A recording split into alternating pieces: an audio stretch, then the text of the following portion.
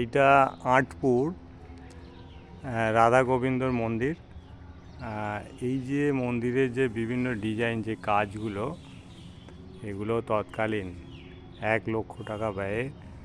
আর এই যে পোড়া মাটির যে ডিজাইনগুলো, এগুলো সমস্ত গঙ্গা মাটি এবং গঙ্গা জল দিয়ে তৈরি। এই যে সমস্ত ডিজাইন, এই যে সুখ শাড়ি আছে এবং নানান হাজার পদ্ম আছে, এইসব ডিজাইন আছে মন্দিরের গায়ে।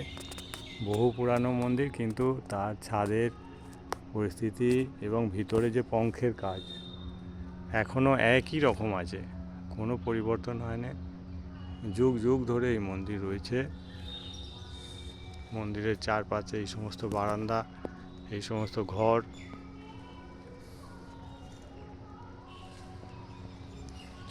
চারিদিক দিয়ে প্রাচীর দিয়ে ঘেরা, এবং মন্দিরের সঙ্গে বিভিন্ন কাজে কর্মে যারা নিযুক্ত পুরোহিত, তাদের ঘর, সমস্ত কিছু রয়েছে এখানে।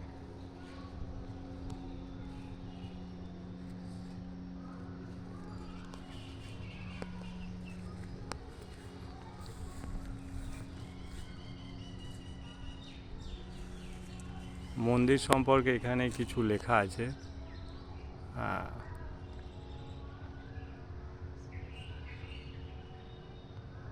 কত উঁচু, কত ফুট চওড়া, কারা করেছে, পোড়ামাটির ফলকে সজ্জিত রয়েছে বিভিন্ন ধরনের দৃশ্যাবলী। দেওয়ালে ভীষ্মের সরসজ্জা, রাসলীলা, রাম রাবণের যুদ্ধ, এই সমস্ত কিছু এখানে লেখা রয়েছে।